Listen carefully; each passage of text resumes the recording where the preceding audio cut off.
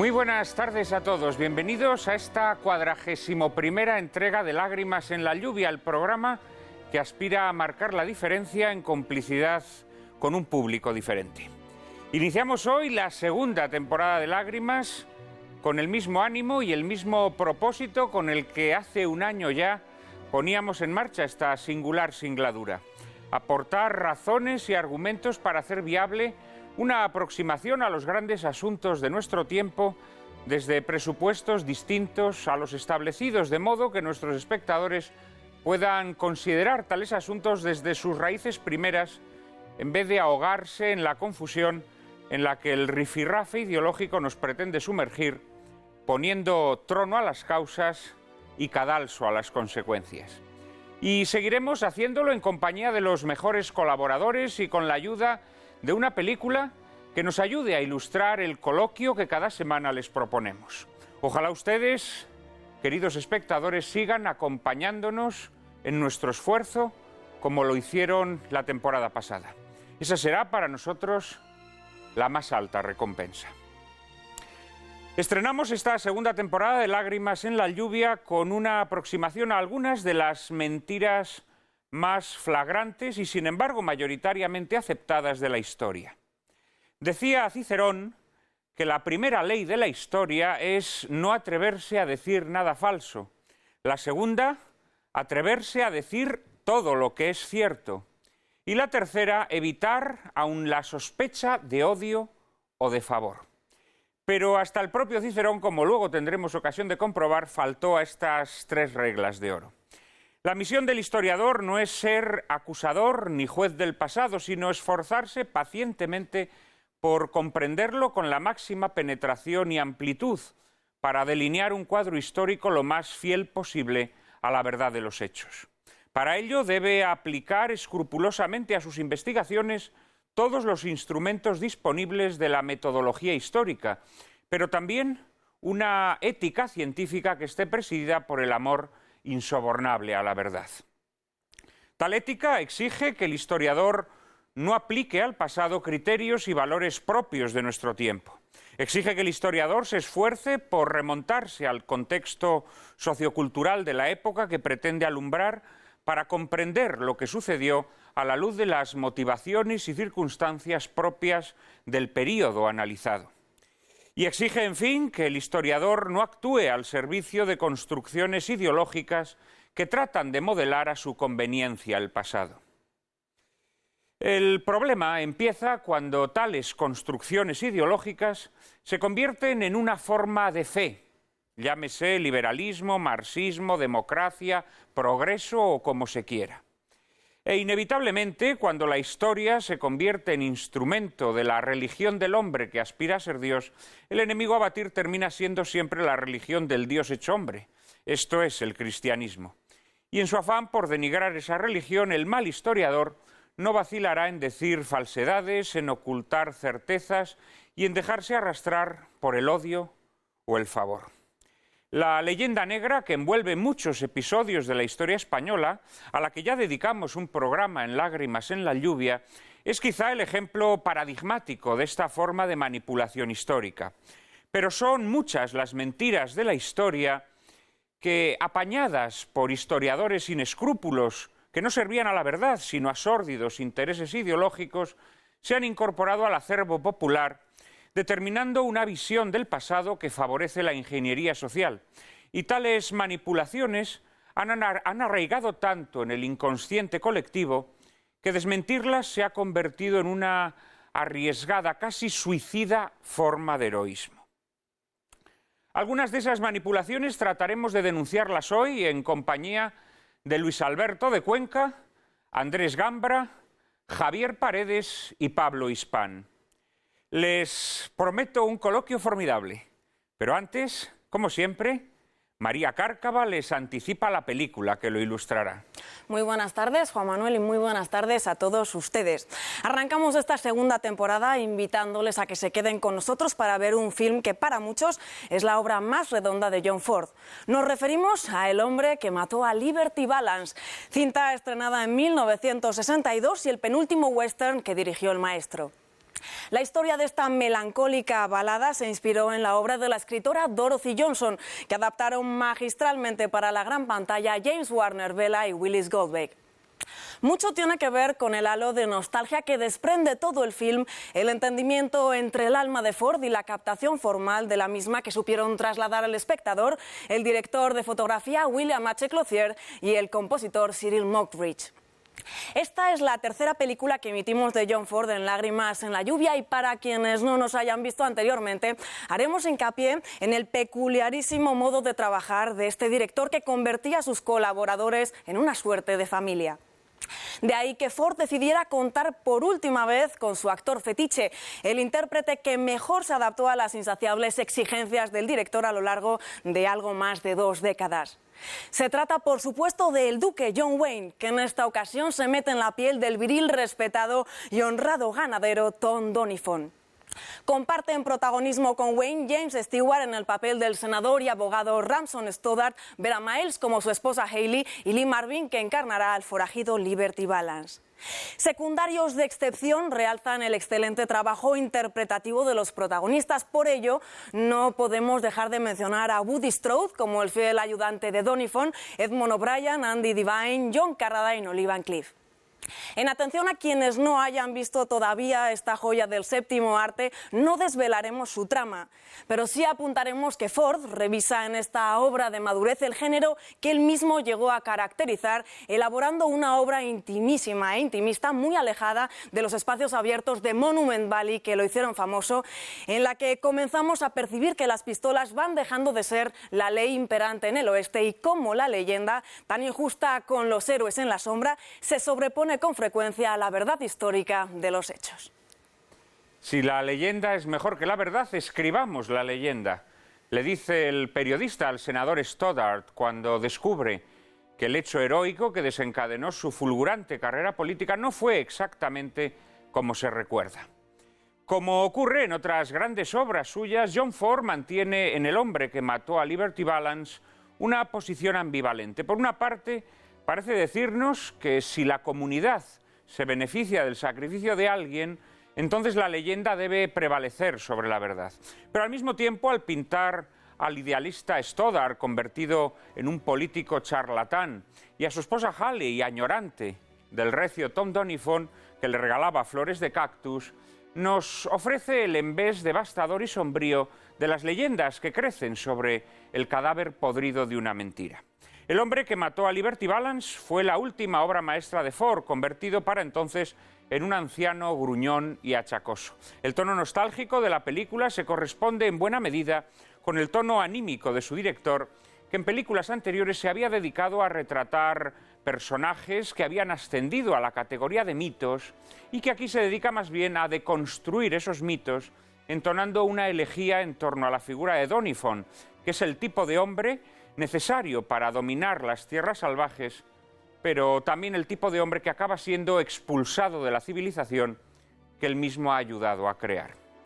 Como ocurre en muchas otras películas de Ford, el hombre que mató a Liberty Balance reflexiona sobre la necesidad de sacrificar la voluntad personal por el bien de la comunidad. Pero se atreve a preguntar, mediante una hermosísima y melancólica secuencia final, si el sacrificio personal no es a veces un precio excesivo e injusto. Ford exigió a los productores de la película rodar en blanco y negro, pues deseaba hacer un western de interiores, en una época en la que rodar en color era casi obligatorio. Y como casi siempre, logró salirse con la suya. El hombre que mató a Liberty Balance se beneficia de la elección, añadiendo complejidad e intimismo a un western crepuscular que, en contraste con grandiosas sinfonías como Fort Apache, que ya proyectamos aquí, o Centauros del Desierto, conviene verla como si de una serena y delicada pieza de cámara se tratase. Que ustedes la disfruten.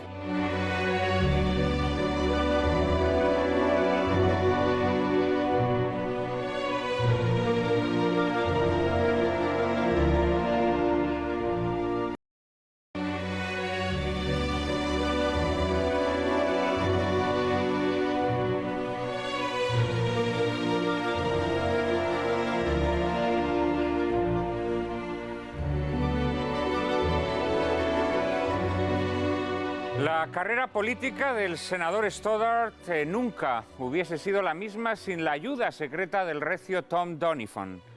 Y la trayectoria de Lágrimas en la lluvia tampoco sería la misma sin la ayuda de nuestros espectadores que nos ayudan a mejorar cada semana. Solo que nosotros no deseamos que esa ayuda sea secreta, sino que queremos proclamarla a los cuatro vientos. Por eso seguimos pidiéndoles que nos hagan llegar sus propuestas y sugerencias a la dirección de correo electrónico que hemos dispuesto a tal efecto. Hemos recibido muchos mensajes durante este mes de agosto, Cárcava. Nuestros espectadores, la verdad, Juan Manuel, es que no nos han dejado ni tan siquiera en vacaciones, no nos han abandonado. Hemos recibido correos como el de José Juncosa, a quien le gustaría que dedicásemos un programa a los crímenes y masacres del comunismo. José Manuel López nos propone abordar el tema de la existencia del infierno y del demonio y nos pregunta si su existencia es contraria a un Dios que es amor y misericordia. Por otro lado, Antoni Torras nos envía un correo repleto de sugerencias temáticas para ediciones venideras de Lágrimas en la lluvia, entre las que se encuentran temas tan apasionantes y diversos como el de los misioneros, para el que don Antoni sugiere la emisión de Historia de una monja, el de las nuevas tecnologías como aliadas o enemigas del hombre, y nos invita a desvelar la falacia histórica en que se basan los nacionalismos catalán y vasco.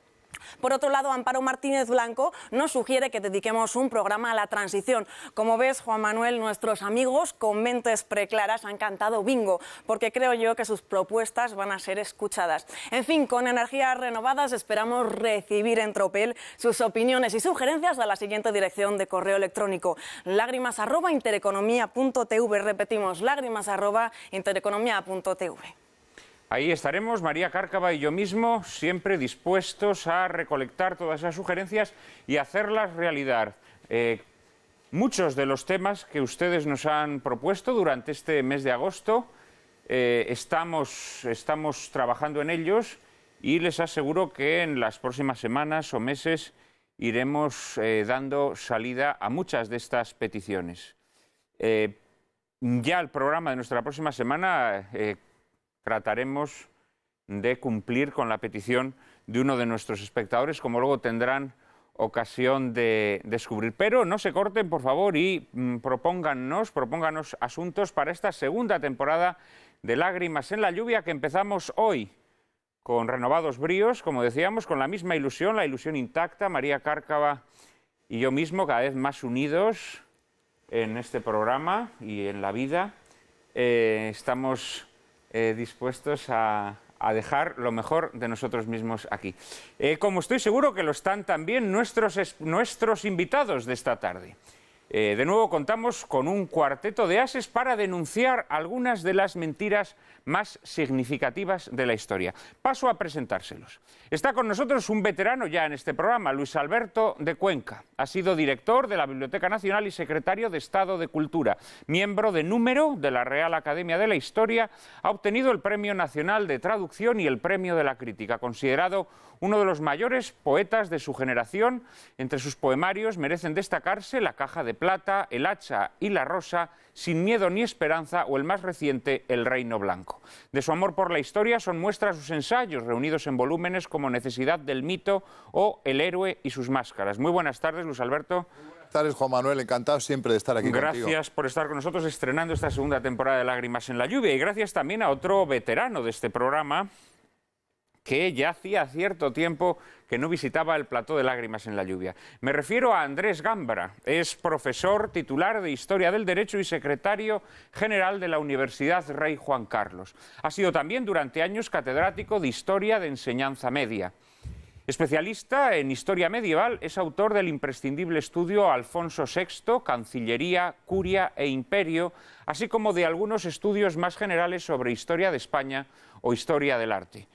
Muy buenas tardes, Andrés. Muchísimas gracias. Juan Manuel y María, muchas gracias por invitarme a este programa una vez más. Por regresar a Lágrimas. Muchísimas gracias. Está con nosotros también otro historiador muy querido de este programa, uno de nuestros historiadores de cabecera, Javier Paredes. Es catedrático de Historia Contemporánea en la Universidad de Alcalá, director de la Historia Contemporánea de España y de la Historia Contemporánea Universal, publicadas por la editorial Ariel. En la actualidad dirige la editorial Homo Legens. Compagina su tarea universitaria con colaboraciones en medios de comunicación, entre los que cabe destacar Radio Intereconomía y el semanario Alba. Una de sus primeras obras, que luego tendremos ocasión de comentar, es esta que tengo entre mis manos. Pascual Madoz, Libertad y Progreso en la monarquía isabelina, que si no me equivoco es una adaptación de tu tesis de doctorado. Muchas gracias por estar aquí. A este programa del que cada vez tengo más y mejores noticias. Bueno, ojalá sean buenos augurios. En los veraneos uno sale de Madrid y resulta que se le ve a usted en muchos sitios. Bueno, oye, nos preciamos de tener unos seguidores, no sé si muy numerosos, pero desde luego muy fieles y comprometidos con el programa. Muchísimas gracias por estar aquí, Javier. Y por último, está con nosotros también alguien a quien ustedes recordarán de aquel estupendo programa, bueno, sobre todo estupendo en lo que a sus intervenciones se refiere, que dedicamos a los católicos y el nazismo. Me refiero a Pablo Hispán. Es doctor de Historia por la Universidad de Navarra y ha trabajado en el Departamento de Políticas Económicas y Sociales de Naciones Unidas en Nueva York. En la actualidad es profesor de Relaciones Internacionales en la Universidad CEU San Pablo. Autor de La política en el régimen de Franco entre 1957 y 1969, su actual investigación está centrada en el papel de los católicos durante la Segunda Guerra Mundial. Muy buenas tardes, querido Pablo. Muy buenas noches, Juan Manuel. Muchas gracias por estar aquí. Bueno, yo creo que esta maravillosa película de John Ford que hemos visto pues merece un mínimo comentario, sobre todo porque bueno, propone reflexiones interesantes para los asuntos que a continuación vamos a pasar a estudiar. Luis Alberto, ¿qué te parece El hombre que mató a Liberty Balance? Pues me parece una de las 10 o 15 mejores películas de todos los tiempos. Eso ya vaya sí, hasta ese extremo. De por sí y de base, ¿no? Me parece una película extraordinaria. Quizá sea, junto con Ford Apache, mi película de Ford favorita. Digamos que yo prefiero todavía a Hawks que a Ford, un poquito más, porque el manierismo me gusta algo más que el clasicismo puro, pero realmente Ford es el cine, ¿eh? El lenguaje cinematográfico nace con Griffith, se desarrolla con Ford, y realmente es con Ford como adquiere ya su plenitud de discurso. Y aquí en El hombre que mató a Liberty Balance, que tú has comentado muy bien, Juan Manuel, que él quiso hacerla en blanco y negro, yo creo que aquí está explicitado todo ese mundo interior de Ford, toda esa robustez moral que ofrece su pensamiento. Y la verdad es que el personaje de Tom Doniphan me parece uno de los personajes más formidables, que en el fondo siempre hace el mismo personaje, John Wayne, pero aquí yo creo que está quinta esenciado, ¿no? Entonces, si tuviera que elegir entre 4 o 5 personajes más importantes de la historia del cine, yo elegiría uno de ellos sin dudar a Tom Doniphan, John Wayne. Tienes razón que John Wayne de alguna manera casi siempre hacía el mismo papel en las películas de John Ford. Hombre, de forma muy evidente, el Ethan de Centauros del Desierto y este Doniphan de El hombre que mató a Liberty Balance son personajes muy similares, y ambos personajes que en un momento dado pues se quedan fuera de la historia, ¿no? Como que después de haber contribuido con su sacrificio al bien de quienes le rodean, pues son apartados, ¿no? Pero es muy interesante también, nuestros espectadores recordarán Ford Apache, la mencionaba Luis Alberto de Cuenca, la emitimos aquí, creo que fue en el mes de mayo o junio, ¿no es así, sí, María? De acuerdo. Y en Ford Apache hay un desenlace muy similar a este. En ese caso es John Ford quien, tras la muerte de Henry Fonda, oculta los vicios de Henry Fonda, digámoslo así, las lacras morales de Henry Fonda, en bien del ejército. Claro. Aquí vemos cómo la verdad también es ocultada por bien de esa leyenda que ha encumbrado al senador Stoddard. Mucho más amargo. La ocultación de la verdad en esta película para Ford le resulta más desagradable. Sí, es más desagradable sin duda alguna. Que en Ford Apache. Es más desagradable, es más desagradable.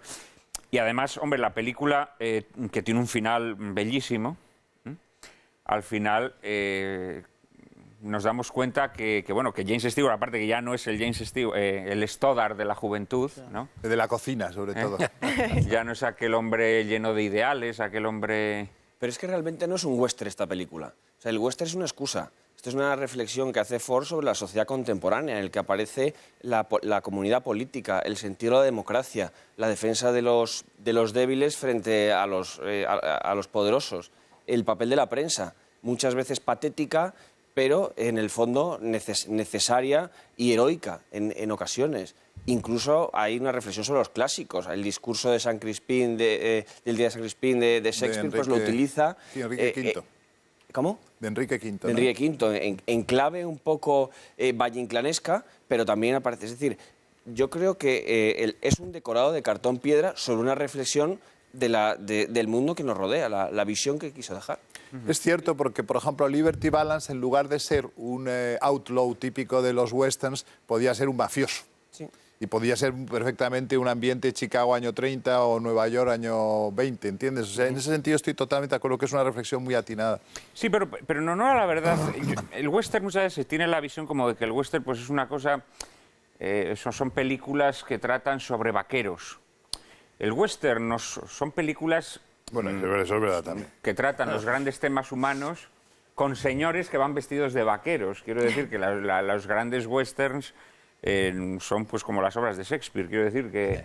Pero Los centauros del desierto, por ejemplo, por citar una película que has citado tú antes, es una película que tiene que desarrollarse en un determinado medio paisajístico, etcétera, ¿no? O geográfico. Sin embargo, esta es intercambiable. Bueno, esta tiene uno de los grandes temas del western, que es el conflicto entre los ganaderos y los... Eso es verdad, sí. Que se establecen pero yo creo, es verdad que... Los que fundan las ciudades, ¿no? Sí, que ese fue un conflicto muy, muy fuerte en ganaderos las nuevas y tierras. Es una película, de todas formas, que encaja muy bien con el tema de las grandes mentiras históricas. En este caso, con un planteamiento, en realidad, de fondo mucho más optimista, porque aquí los dos personajes, a fin de cuentas, son dos personajes generosos, ¿no? Que cada uno de ellos contribuye a su manera, positiva o negativa, en el desarrollo de una mentira. Las mentiras históricas a veces se construyen de forma parecida, generalmente menos generosa y menos inocente que en este caso. Hay un personaje ahí precioso en la película que es el del periodista Edmund O'Brien, ¿no? Edmund O'Brien, íntimo amigo de John Ford. Íntimo amigo de John Ford.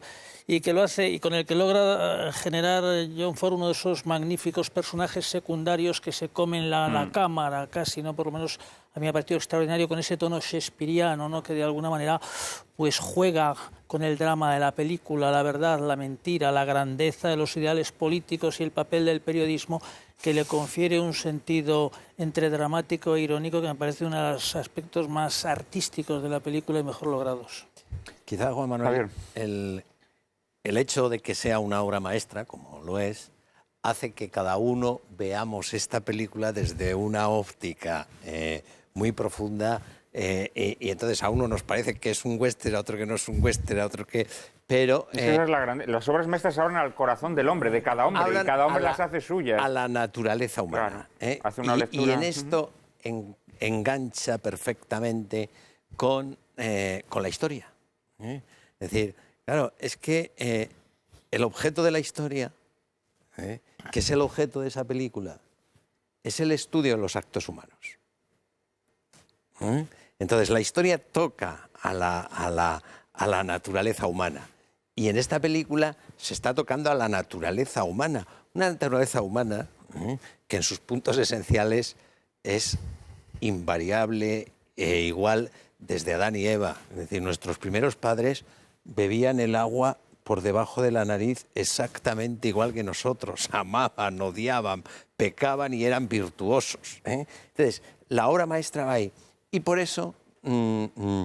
yo que la he visto en clave de historiador, hacías tu referencia a ese final bellísimo, me parece que es cuando el tren se va, y la frase de todo es poco, más o menos, no sé cómo es la frase exacta, todo es poco para cuando le pide al revisor, todo es poco para el hombre que mató a Liberty Balance. Bueno, ¿cuál es el problema que padecemos en la historia desde hace unas cuantas décadas, por lo menos 60, 70, desde que se implanta la escuela de Anal?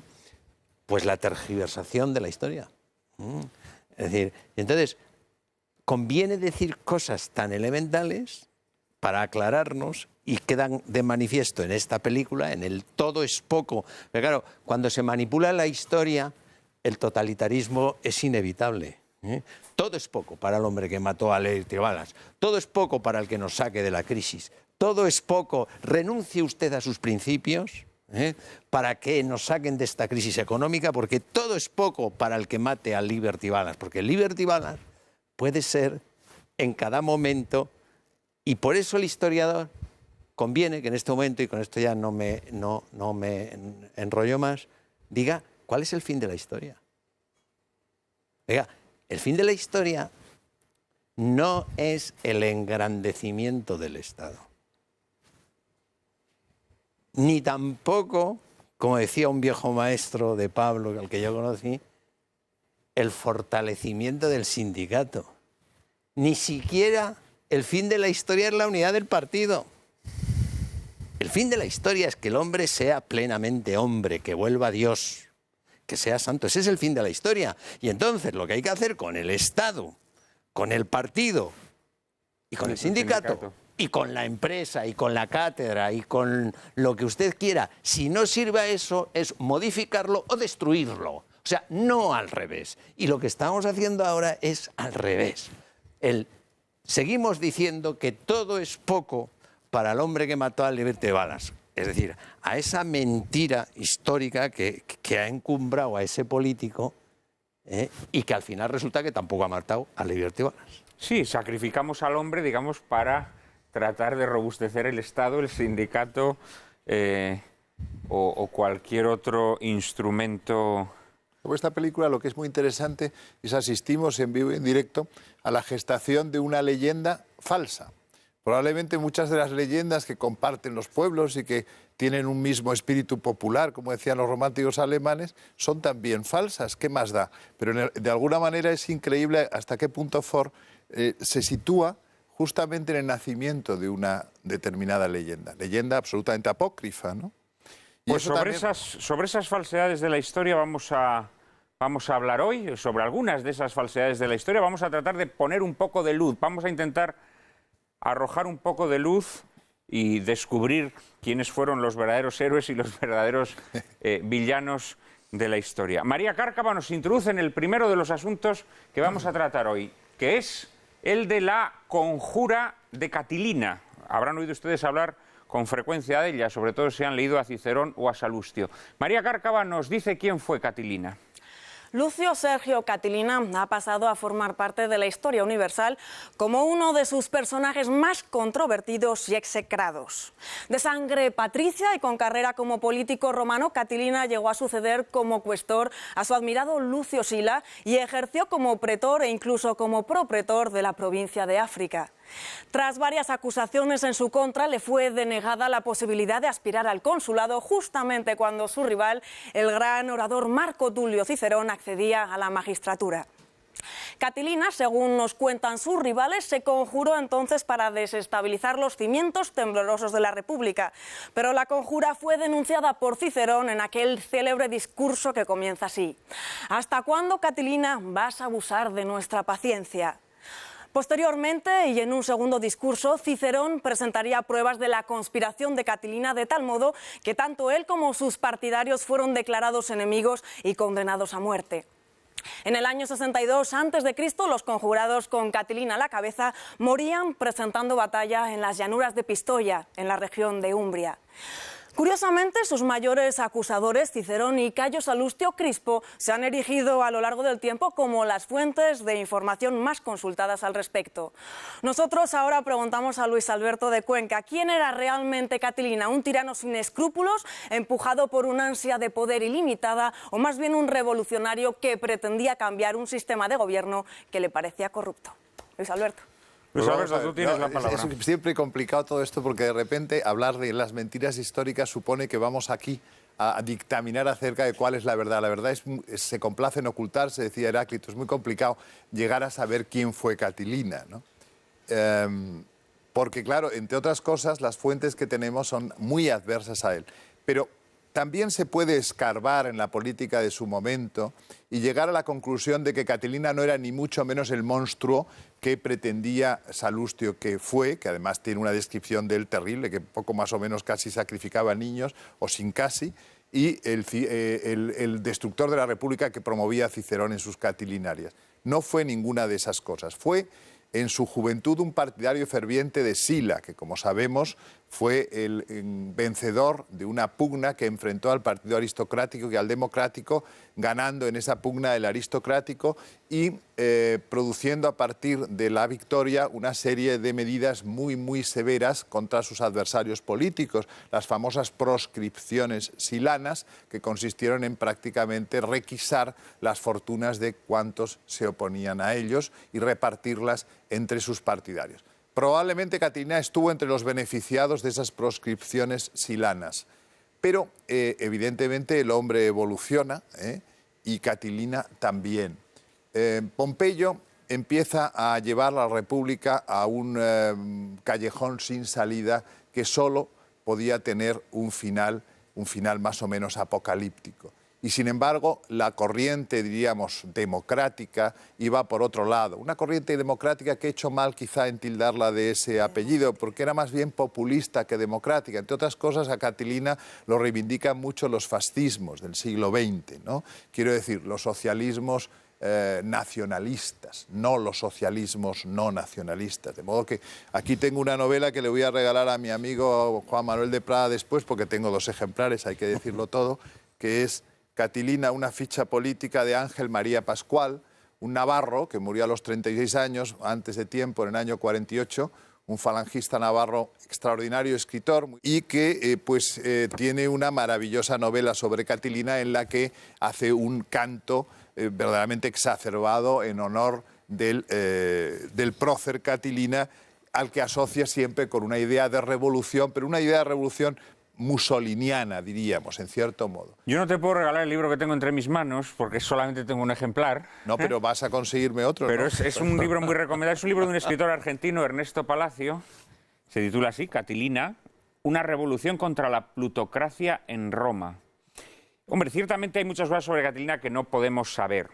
En cambio, sí podemos saber que sus detractores, en especial Salustio y Cicerón, dicen mentiras sobre él, ¿no? Es decir, esos crímenes que le atribuyen son absolutamente tan execrables, tan repulsivos, que es imposible que Catilina hubiese logrado, como el propio Cicerón reconoce en uno de sus discursos, el apoyo de la mejor juventud de Roma.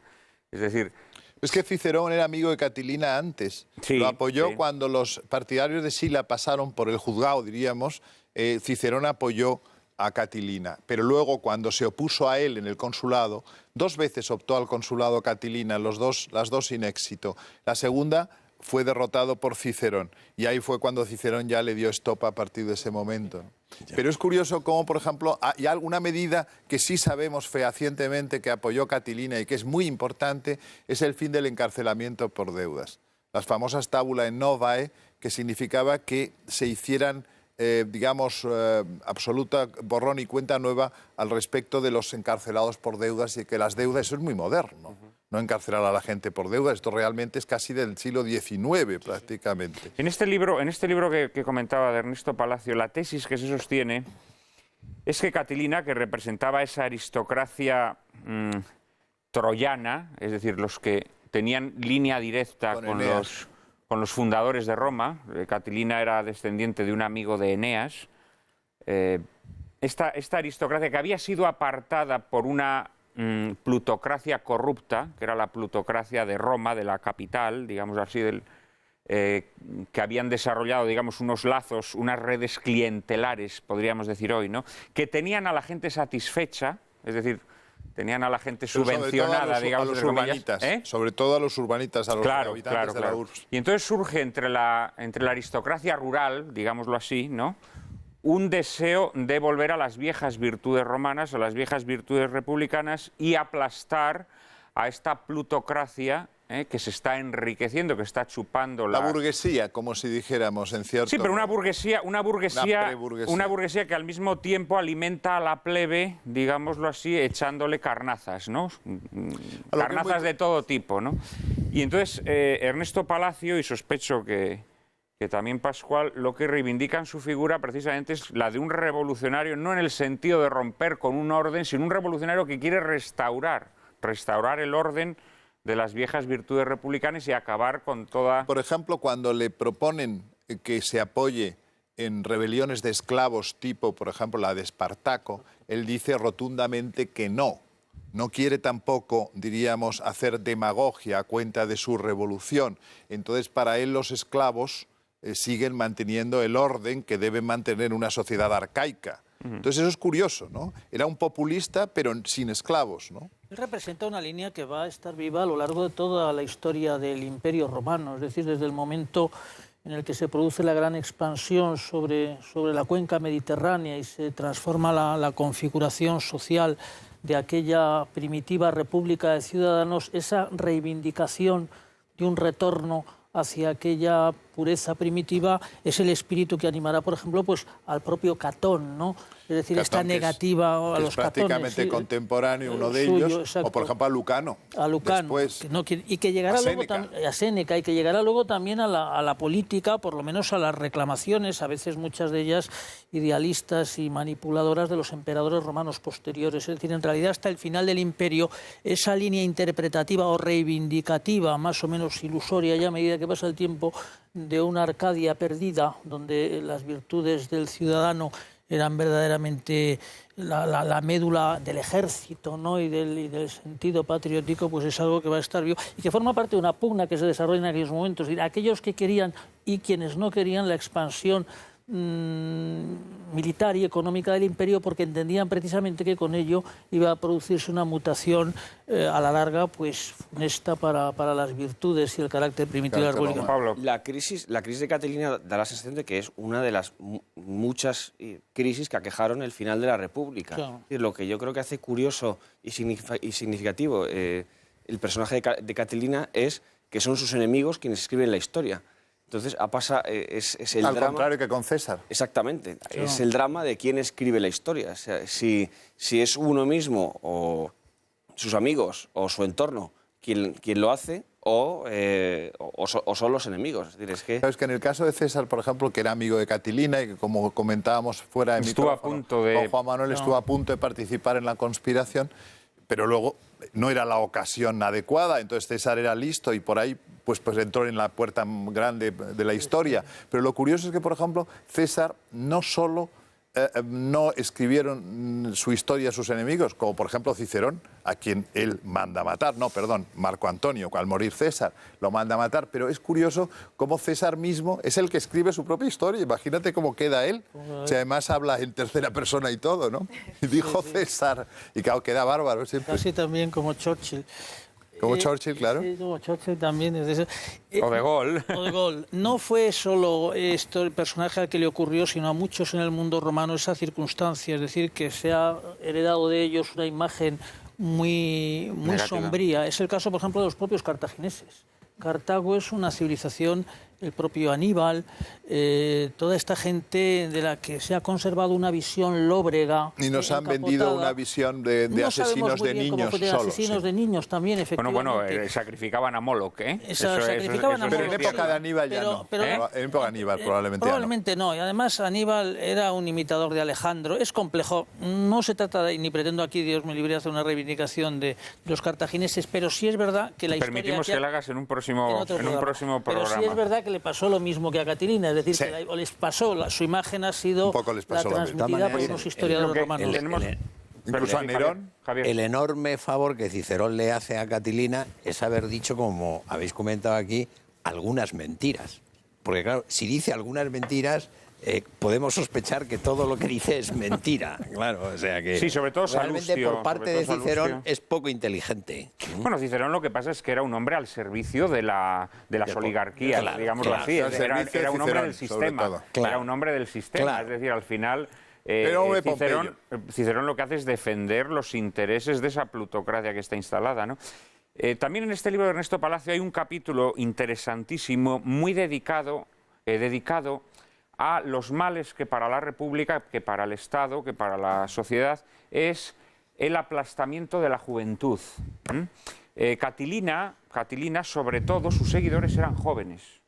Eran jóvenes que estaban descontentos con esa plutocracia que lo gobernaba todo, que tenía los puestos de poder, que tenía el dinero, que tenía las influencias sociales, etcétera, etcétera.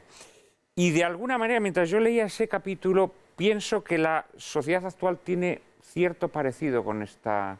Es decir, la sociedad actual es muy curioso porque exalta a la juventud, la exalta de forma digámoslo así, ornamental, pero luego la dura realidad es que las generaciones jóvenes no tienen acceso ni a las instancias de poder, ni a las instancias de influencia social, ni a los círculos culturales verdaderamente influyentes, y eso genera desasosiego, indignación, como estamos viendo, aunque luego toda esa indignación naturalmente se manipule desde otro punto.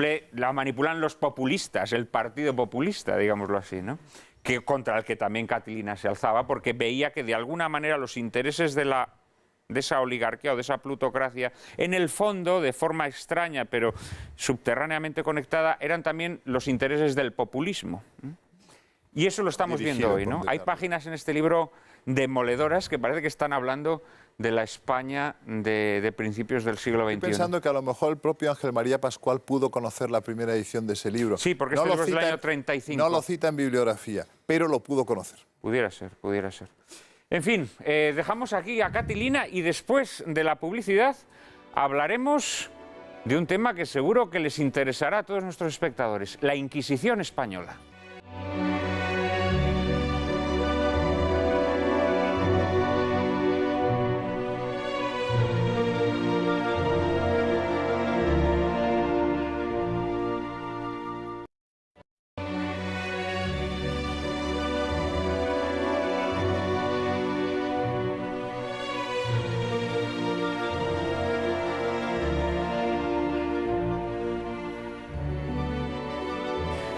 Vamos, en efecto, a hablar de la Inquisición. La Inquisición, uno de los bomboncitos de la leyenda negra, una de las alusiones recurrentes entre quienes desean denigrar a la Iglesia Católica o desean denigrar la historia de España. Sobre la Inquisición ha editado un libro la editorial Homolegues, dirigida por Javier Paredes, titulado Inquisición y confianza, escrito por José Carlos Martín de la Hoz, a quien nuestros espectadores recordarán porque participó en el programa que dedicamos al Apocalipsis, el Apocalipsis de San Juan.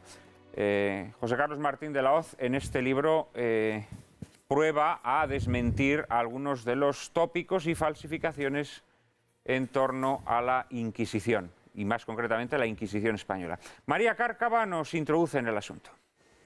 La organización de la Inquisición medieval europea fue el resultado de un larguísimo proceso que comenzó con Lucio III, continuó durante el pontificado de Inocencio III y alcanzó su perfeccionamiento gracias a Gregorio IX, quien a través de 3 diferentes bulas la dotó de estructura.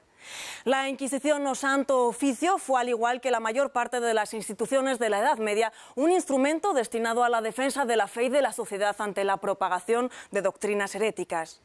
En el caso de nuestro país, los reyes católicos apostaron por la unidad religiosa como cimiento de la unidad territorial, como ocurría en el resto de naciones europeas. El 1 de noviembre de 1478 obtuvieron del Papa Sixto IV una bula que les autorizaba a establecer el Tribunal del Santo Oficio de la Inquisición, con el fin de proteger la fe mediante la persecución de falsos conversos que, siendo nominalmente cristianos, practicaban en secreto otros ritos. La labor de la Inquisición se prolongó en el tiempo durante 3 siglos y medio, en los que para algunos se escribió las páginas más negras y ominosas de nuestra historia. Una historia repleta de abusos de poder, extralimitaciones, represión, torturas, tormentos, difamaciones y brujerías a fuego lento. Pero recordemos de nuevo la frase que decían los periodistas al senador Stoddard en El hombre que mató a Liberty Balance. Si la leyenda es mejor que la verdad, escribamos la leyenda. Andrés Gambra, ¿qué es realidad y qué leyenda en torno a la Inquisición? Gracias, María. Efectivamente, la Inquisición española es una de las piezas clave de la llamada leyenda negra antiespañola, que constituye efectivamente en su conjunto una de las estructuras históricas de mentira más importantes que hayan existido en la historia de la historia o de la historiografía. La leyenda negra de ella, dijo Pierre Chonu, que era un arma cínica en una guerra psicológica. Efectivamente, el Imperio Español ha alcanzado a comienzos del siglo XVI su mejor momento. Está en trance de expansión, tiene que defenderse y actuar en numerosos frentes y, entre otras cosas, está muy importante, se está defendiendo el catolicismo frente al protestantismo. En ese momento se va a desencadenar una tremenda ofensiva, que efectivamente será una ofensiva publicista de carácter psicológico tendente a desacreditar a España. Y en ese deseo se recurrirá a argumentos que, como dice Chonus, son cínicos, porque se le va a imputar a España responsabilidades o actuaciones de las que precisamente su modo de plantear las cosas, el español, había sido mucho más razonable, legítimo y justo que el que practicaban aquellos que se estaban convirtiendo en sus decididos detractores, ya fueran holandeses, franceses o ingleses. En el contexto de esa leyenda negra, la Inquisición va a ser uno de los temas más importantes y que va a obtener un mayor éxito, sin duda. Se inició muy tempranamente.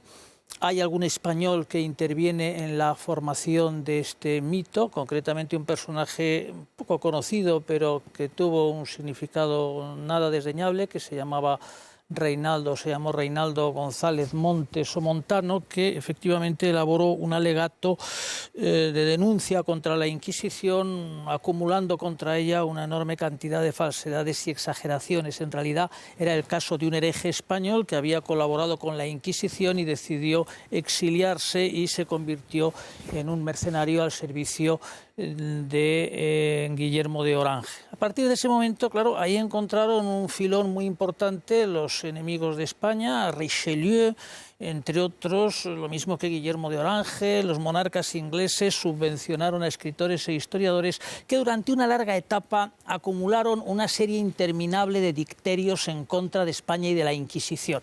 La Inquisición habría destruido, pues no sé, a casi todos los creyentes, si nos descuidamos, honrados que hubiera en España, y había hecho tabla rasa de la cultura española, transformándola en un montón de cenizas. Se trata de una fase en la que la leyenda negra se mueve por cauces absolutamente ahistóricos. No tienes ni siquiera una pretensión objetiva o metódica de historicidad, sino que es simplemente una acumulación de dicterios y no mucho más. Bueno, lo que pasa que, por ejemplo, es Guillermo de Orange, ¿no?, que promueve la edición de opúsculos, como de panfletos, de libros. O el libro famoso aquel con todas las torturas, que es uno de los Claro, y ahí se publican una serie de grabados, por ejemplo, que eso ya pasó a formar parte del imaginario colectivo, ¿no? Del imaginario, efectivamente. Hay una serie de grabados publicados en Francia sobre ese tema que van a tener un gran éxito.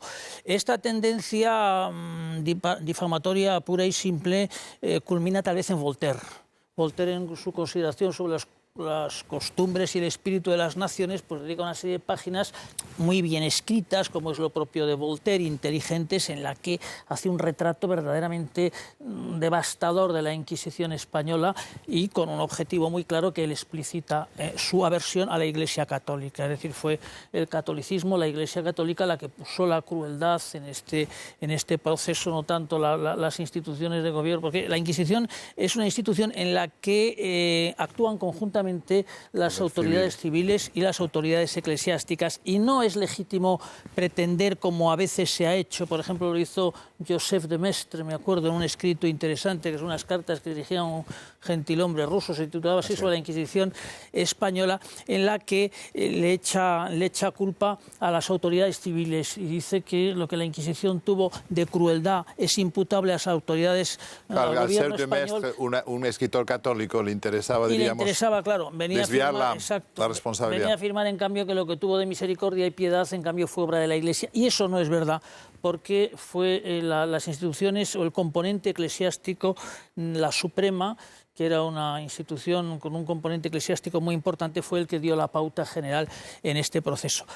Es interesante señalar que el momento en el que esta polémica antiinquisitorial adquiere su dimensión histórica más ambiciosa es precisamente a finales ya del siglo XVIII, ¿verdad?, comienzos del siglo XX, en el contexto de las guerras napoleónicas, la Revolución Francesa y las guerras napoleónicas, y muy específicamente en la época de Cádiz, ¿no?, en torno a la Revolución Liberal Española.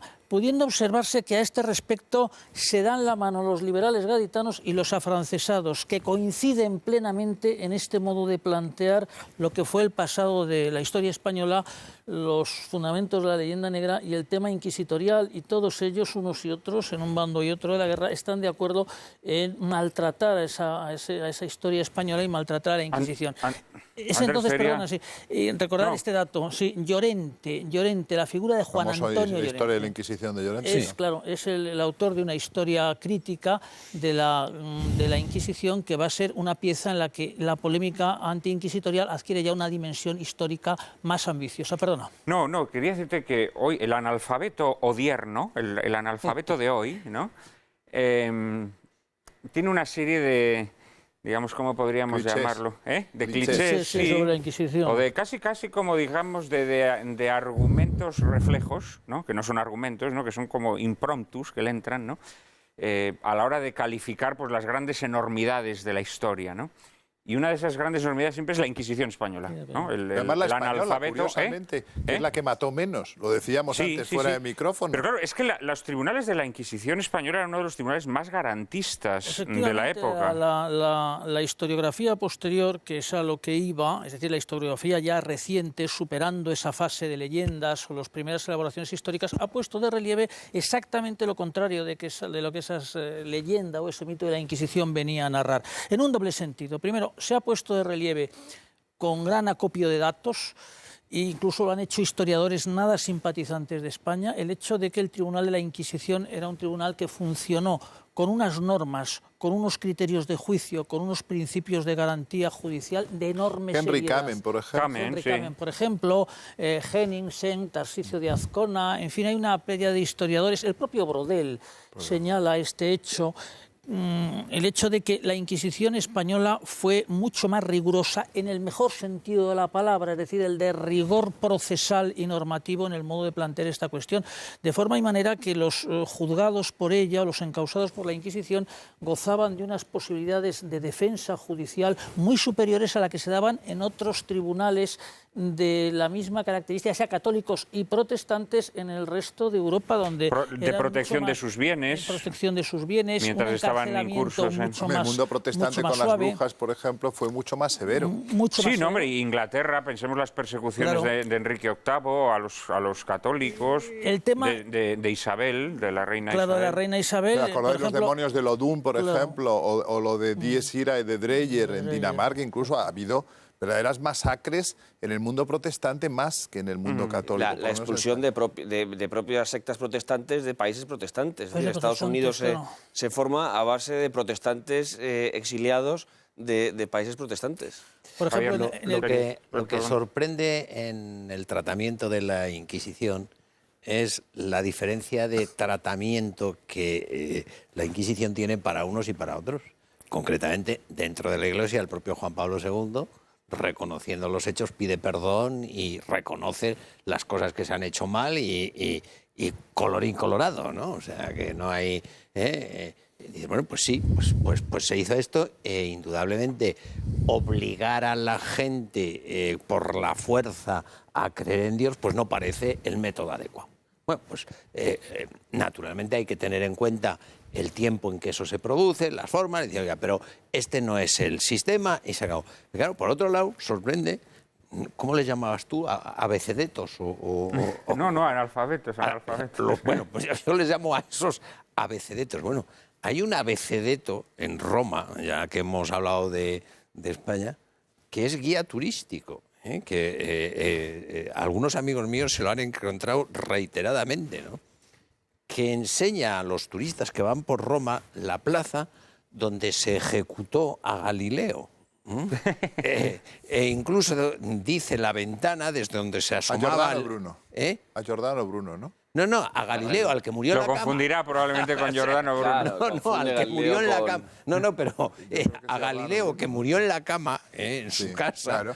Giordano Bruno es en la Piazza Bueno, dei Fiori, pues hay ¿no? un guía Sí, dei actual, Fiori, sí. hay un guía actual que enseña a los turistas de Roma la plaza donde se fue donde ajusticiado fue Galileo. ajusticiado, con la ventana donde el Papa se asomaba, y todos como doctrinos. Hay que ver hay que ver qué cosa Pobre más. Galileo.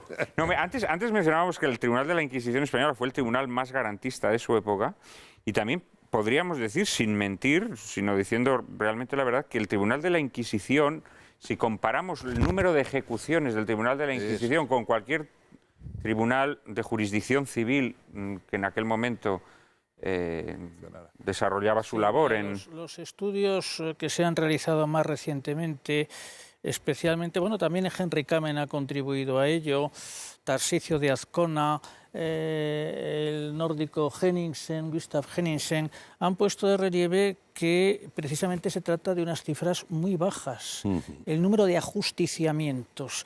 Cifras de pena capital, vamos. Claro, de pena capital. Y se pone de relieve que en el caso del conjunto de la monarquía española, Hasta 1833, vamos, hasta la abolición de la hasta la Inquisición. abolición no, hasta el siglo XVIII, porque ya en el Es el siglo último XVIII, ya no se mataban en el nada. a partir de autillo 1700 de Olavide, ya no que es hubo más que tres. el autillo de Olavide tres es que se el sepa tres nada más, autillos, o sea, tres autillos. Pero en el periodo que va de 1560 a 1700, la cifra viene a oscilar en torno a los 3,5, valga decirlo así, ajusticiados al año en toda la monarquía española, en el conjunto de la monarquía española, Pero de América. siendo así que cualquiera de los numerosos tribunales civiles con los que tenía la corona española tiene una cifra muy superior por separado. Y solamente Que nuestros 3,5 espectadores se den cuenta que ajusticiados. cuando hablas de monarquía española estás hablando naturalmente Que llega de hasta nuestras América, posesiones nuestras en América. posesiones europeas, etcétera. Ahora, una pregunta que te quería yo hacer, si me Sí. permite, Juan Manuel. Hay una cosa que a mí siempre me ha parecido desagradable de la Inquisición española en relación con otras inquisiciones. Y es, y te pregunto a ti porque no sé si estoy bien informado, el que el denunciante pudiera ser anónimo. Esto a mí me desazona. Sí, el denunciante efectivamente... O sea, que no tuviera que dar un nombre y un apellido. Eso es complejo, pero es así. El Bueno, tú sabes que ahora se mismo también se pueden hacer denuncias También anónimas, ¿no? anónimas. Pues me parece fatal. No, pero... El denunciante se mantenía en el anonimato porque constó y hubo bastantes casos de venganzas por parte de los conversos. Por eso es por lo que... Exactamente. por Entonces, lo claro, que- la gente se iba a abstener, porque los conversos, los judeoconversos, es decir, los falsos conversos judíos, eran muy poderosos. Y cuando hubo denuncias, se supo de varios Luego casos en el que había el denunciante venganzas. Sí, fue pero objeto de de todas maneras, represalias. en ¿Y el- qué se Eso recurrió? nunca me lo habían explicado así. No en cambio a lo que a veces se ha dicho también, que no se les decía cuáles eran las imputaciones, lo que no es así. Se les explicaba puntualmente cuáles eran las imputaciones de las que habían sido objeto y se daba la posibilidad de que presentaran un catálogo, todo lo dilatado que quisieran, el imputado, ¿verdad?, de los enemigos o posibles denunciantes que él creyera que podrían tener algún claro. modo de interés de acusarle en falso. Y si coincidían, entonces Era a su favor, claro. era a su favor. Y además, esa clase de denunciantes eran objeto de unas revisiones muy sistemáticas. Es decir, se les colocaba en situaciones difíciles para obligarse o obligarles a ratificarse en su pronunciamiento. O sea que en ese sentido las Había mucho garantías que rigor. se mantenían eran extraordinarias y con un gran sentido de piedad. Es Una decir, de se las buscaba cosas que- lograr la exculpación. Eso es Una de, las sistemático. cosas, una de las cosas que a mí me sorprende de ese libro que has citado antes, de Martín de la Hoz, que es un estado de la cuestión y que uno de los capítulos son los procesos, cómo se hacían los procesos, dice una cosa que es de cajón de madera de pino. Dice, oiga, es que la mente de los inquisidores no estaba esconder datos, dice, entre otras cosas porque gracias a que no escondieron datos hay abundantes legajos, documentación de la causa, y de su preocupación sí que era guardar y preservar la unidad católica de España. Y en ese sentido se preocupaba muy mucho de hacer, de acuerdo al protocolo existente entonces, las cosas como Dios manda. Y de hecho no se saltan ni un... Pero bueno, tú hablabas ahora de... En esos casos, ahora mismo hay una figura, y sí que se entiende muy bien en nuestro actual código, que es el testigo protegido en casos de narcotráfico y de terrorismo, del cual no se puede saber. Otra cosa es que las autoridades sí lo sepan, como entonces lo sabían, pero el público no puede saber de un testigo protegido ni el sexo. Es el testigo protegido número 5, número 7, número 8. Las autoridades entonces tampoco teóricamente lo sabían, ¿eh? Porque Sí, sí, se depositaban las denuncias cuidado, anónimamente. cuidado. Pero las autoridades inquisitoriales sí lo sabían. Pues claro, usted se presenta con una acusación falsa contra un fulanito... No, pero se arrojaba en una especie como de buzón. Sí, sí, pero como tú hicieras una acusación falsa y te pillaran haciendo una Eso cosa... sí, si te pillaban, te pillaban. se caía el pelo. Denuncias anónimas, soy como, vamos, anónimas, sí, que no se revele tu nombre, sí se pueden hacer. Si no me equivoco, en los delitos fiscales. Tú puedes denunciar delitos fiscales. Si tienes la noción de que una persona está defraudando al fisco, puedes denunciarla. Y luego, bueno, ya sabéis, la célebre ley que impulsaban, ¿no? Nuestra eximia ministra de Asuntos Sociales, ¿no? En donde se podía denunciar anónimamente a cualquier persona que supuestamente se le pudieran atribuir delitos de machismo o no sé qué, ¿no? Y además se abolía, se conculcaba la presunción de inocencia. Eso está ocurriendo en el siglo XXI. Me gustaría, ahora te doy la palabra, Pablo, me gustaría hacer una no corrección, sino aclaración de lo que dijiste antes en tu primera intervención sobre la Inquisición. Es decir, cuando dijiste, hombre, claro, a nadie nos parece bien que a la gente se le obligue a creer por decreto, ¿no? Esto es de nuestra fuerza. O a la fuerza. Esto desde nuestra perspectiva de hoy, naturalmente es indiscutible. Desde la perspectiva de la formación de los estados modernos, estamos yéndonos al siglo XV, XVI, ¿no? Que es la época en la que se forma el Tribunal de la Inquisición Española, eso no se veía así. No, claro. Los estados consideraban que tenían que... La homogenización era importantísima, claro, una homogenización. Había que homogeneizar la sociedad y la sociedad se construía sobre una fe religiosa compartida por toda la sociedad. Y los monarcas católicos, los reyes católicos, consideraban que la única manera de construir ese estado era sobre... la unidad religiosa. Sobre la unidad religiosa. Y los protestantes hicieron lo mismo. Pero que no era una cosa de España, era una cosa de todas las naciones. Que se consagra en el Tratado de Westfalia con la fórmula cuius regio e ius religio. Quería hablar Pablo antes, luego te doy la palabra, Javier. Con la Inquisición pasa también lo mismo que pasa con Catilina. Al final, quien escribe la historia es quien va a marcar qué imagen se tiene de ese personaje o de esa institución. Si en un principio fueron, pues, en un momento de guerra, no más que religiosa, guerra política, la independencia de los Países Bajos o luego la guerra de los 30 años, los Orange, etcétera. Más tarde, en el siglo XVIII, van a ser los ilustrados en ese proceso de reforma intelectual europea que van a arremeter contra la Iglesia Católica y uno de los elementos a los que va a dirigir, de nuevo, el mito, va a ser la Inquisición como reflejo del oscurantismo y de la atrocidad que supone el catolicismo para la conformación de una sociedad. Es decir, de nuevo es el mito para formar una nueva sociedad. Lo que trae consigo incluso que la imagen de la Inquisición y la imagen de la España negra de la época de los Austrias se refleja, por ejemplo, en El Pozo y el péndulo de Edgar Allan Poe o en La tortura por la esperanza de Villiers de l'Isle-Adam. Eso es lo único que tenemos que agradecerle a la leyenda negra, que haya habido esos textos. Los ilustrados, el liberalismo y luego la literatura romántica acuñan también ya esa imagen que es casi ya una imagen como de caricatura de la Inquisición, claro, que está presente en toda la literatura gótica, en toda la literatura romántica y que llega así hasta nuestros días.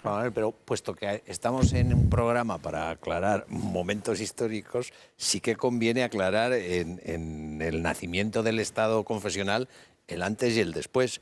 No son primero los católicos y los protestantes después, es justo al revés. Es justo al revés. Es decir, Lutero dice dos cosas. Una progre, lo del libre examen. Aquí todo el mundo puede interpretar las escrituras como quiera. Porque claro... Y desde entonces el Espíritu Santo empezó a decir unas paridas terroríficas. Espera. Cuando la gente pensó que el Espíritu Santo la iluminaba... Y desde entonces los campesinos que lo oyen, los campesinos alemanes dicen, oye, vamos a ver.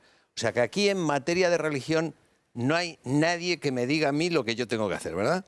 Pues mucho menos habrá nadie que me tenga a mí que decir qué es lo que tengo que hacer en materia política.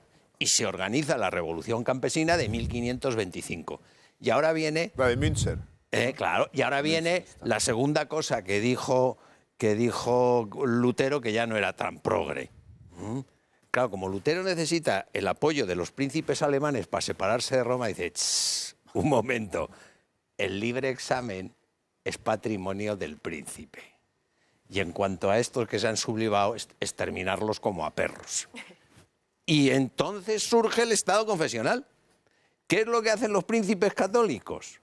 Hacer lo mismo, Hacer de papas, pero sin en su separarse de territorio. Roma. Y entonces se llega a Westfalia, que es el cuius regio, eius religio, es decir, según sea la religión del príncipe, así será los súbditos. Que tampoco es muy democrático, que digamos. ¿El Estado confesional? Sí, pero el inventor de esto es Lutero.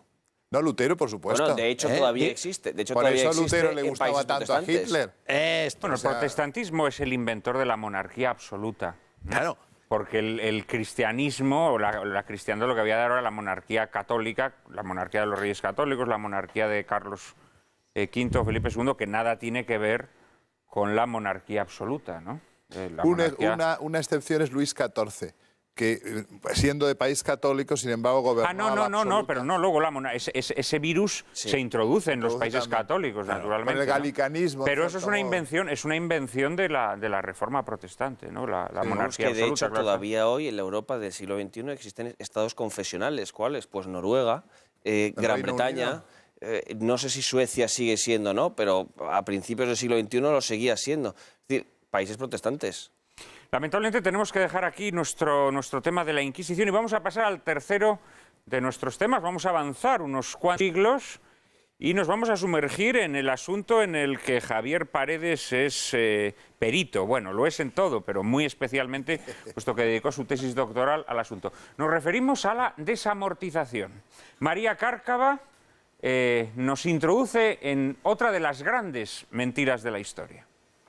Podríamos definir desamortización como una acción jurídica que hace posible la venta de bienes pertenecientes a manos muertas o entidades que no los pueden vender, como la Iglesia. Las desamortizaciones en España se iniciaron a propuesta de Godoy en el reinado de Carlos IV, durante el cual se procedió a expropiar bienes de los jesuitas, alcanzando su expresión más conocida durante el trienio liberal entre 1820 y 1823. En la minoría de edad de Isabel, el ministro Juan Álvarez Mendizábal desposeyó a la Iglesia de ingentes propiedades que fueron a parar a manos de oligarcas y grandes propietarios. Posteriormente, el regente Baldomero Espartero en 1841 y sobre todo el ministro Pascual Madoz en 1855 promovieron nuevas desamortizaciones de bienes eclesiásticos y de propiedades comunales, contribuyendo al expolio de nuestro patrimonio cultural y al empobrecimiento de los pueblos y aldeas de España. De corte e inspiración liberal, las desamortizaciones pretendían, en su lectura más inocente y superficial, que el Estado hiciese caja, redujese su deuda y terminase con cualquier reminiscencia del periodo feudal. Pero haciendo una lectura más profunda, ¿qué pretendían estas desamortizaciones? ¿Cuáles fueron las motivaciones reales que las impulsaron? ¿Y cuál es el balance en la cuenta de resultados de las mismas? Queridísimo Javier Paredes, tienes la palabra. Muchas gracias. Pues la verdad es que no se puede hacer un resumen tan conciso y tan acertado en tan pocas palabras de un tema complicadísimo que Luis Alberto y yo pertenecemos a una generación en las que bueno, él se fue por la literatura y por la lengua, pero los que nos íbamos por la historia todos, ¿te acuerdas? Todos los de historia de la autónoma hacíamos desamortización de tesis doctorales. O sea, no eras nadie si no hacías una tesis sobre la desamortización, que son los años pues de Tomás y Valiente, y yo caí en eso sí, saliéndome un poco de la vereda, porque como entonces dominaba la historiografía marxista, yo dije que iba a hacer desamortización, pero una biografía del desamortizador, porque el sujeto de la historia era la persona y no ningún colectivo. Y yo quería saber quién era ese señor que nos salía continuamente desamortizando, que era Madoz. Porque como muy bien ha dicho María, hay dos grandes desamortizadores. Mendizábal en el bienio 36-37 y Madoz en la mal llamada desamortización civil, como si solo hubiera desamortizado bienes civiles. Que va, la desamortización de Madoz del año 1855 fue también eclesiástica, pero lo que ocurre es que introduce la novedad de meter los bienes de los ayuntamientos.